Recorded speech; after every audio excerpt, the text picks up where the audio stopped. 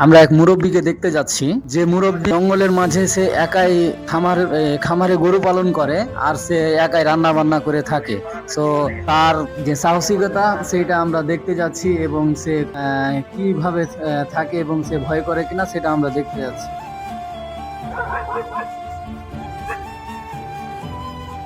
ভালো আছেন মুরব্বী?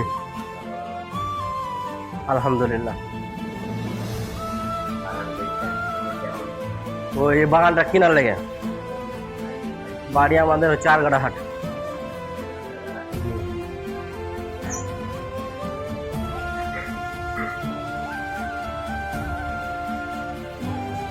এখানে কি মনে করেন যে আপনার বাড়ি ঘর মানে কোথায়